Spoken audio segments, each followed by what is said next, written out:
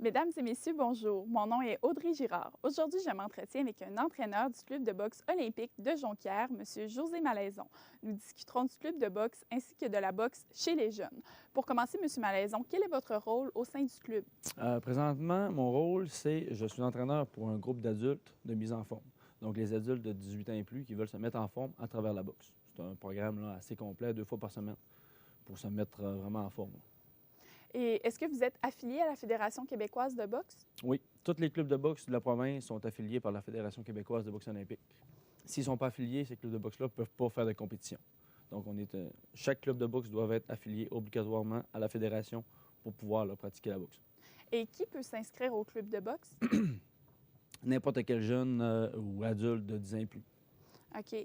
Et pourquoi s'appeler club de boxe olympique? OK, parce qu'il y a la boxe olympique, il y a la boxe amateur, puis il y a la boxe professionnelle. La boxe professionnelle, c'est vraiment là, pour gagner son métier là-dedans. Puis il y a moins d'équipement, c'est-à-dire qu'il n'y a pas de casque, les gants sont plus légers.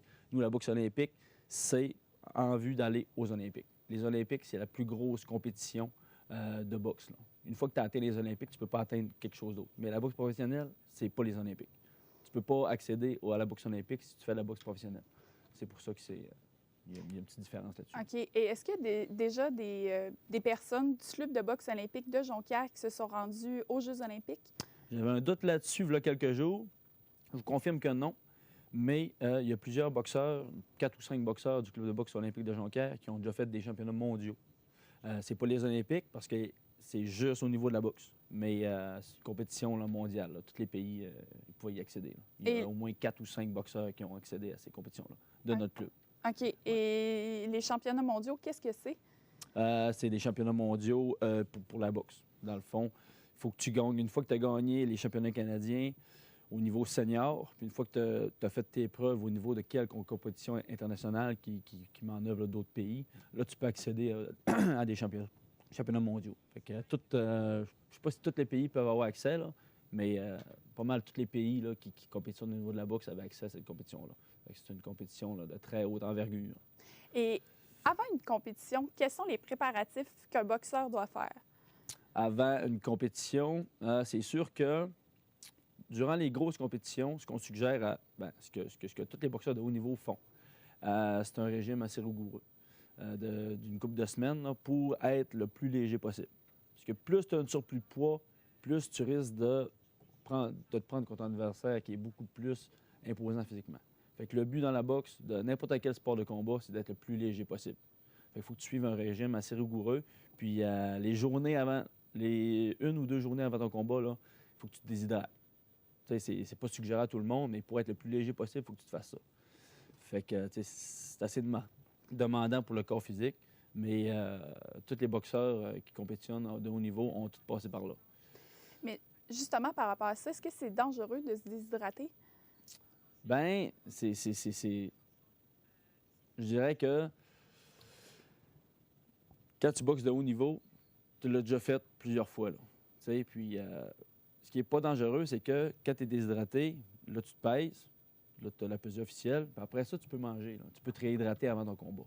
Quand on voit les boxeurs ou les compétitions, tous les compétiteurs qui font des compétitions de combat, comme les arts martiaux, la UFC, la boxe, on voit qu'à la pesée, ils ont toujours 10 livres de moins environ que le combat. Quand tu te réhydrates, tu reprends toutes tes forces, donc il n'y a aucun danger avec ça. OK. Et par exemple, la journée avant la pesée, ça pourrait être quoi l'exemple de repas qu'un boxeur peut manger? Avant la pesée, par exemple personnel, tu manges une petite portion de viande, mais vraiment là, cuit à vapeur ou avec un peu de riz, là, des légumes un petit peu. Mais, c'est des portions très restreintes. Là. Tu ne manges pas avant ta pesée. Là. Tu manges la veille au souper, puis tu te pèses le lendemain matin, puis tu manges rien là, avant ça. Là. Entre les deux, là, tu bois même pas d'eau. C'est ça. Là. Tu prends un petit repas avec tes protéines, tes fibres, puis that's it, là. OK. Là, tu te pèses le lendemain. Puis après ça, là, tu peux manger un bon gros repas entre la pesée et le combat pour reprendre tes forces. Moi, j'ai fait ça plusieurs années, puis j'ai jamais eu de problème. Jamais, jamais, jamais. J'ai toujours une médaille d'or dans le cou, donc ça ne crée pas de désavantage. Des avantages, pardon.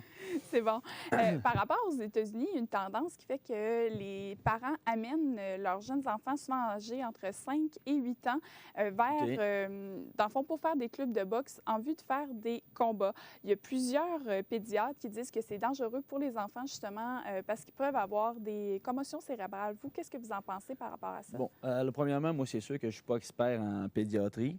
Nous, au Québec, on a toujours vu des boxeurs compétitionner 10 ans et plus. On n'a jamais vu de boxeur entre 5 et 8 ans. Donc, je ne peux pas vous dire si le physique est assez développé pour ça. Moi, c'est sûr que je trouve qu'avant 10 ans, c'est un peu tôt pour commencer à faire des sports de combat. Je ne pourrais pas dire que je suis d'accord avec ça. Je pourrais dire qu'apprendre des techniques de boxe à cet âge-là, je ne verrais pas de problème. De là à vraiment exécuter les impacts et tout ça, je ne suis pas très d'accord, mais encore là, c'est une question de... Bien, parfait. Bien, merci beaucoup, M. Malaison, d'avoir été des nôtres aujourd'hui. Donc, revenez-nous la semaine prochaine pour une autre entrevue. Merci beaucoup.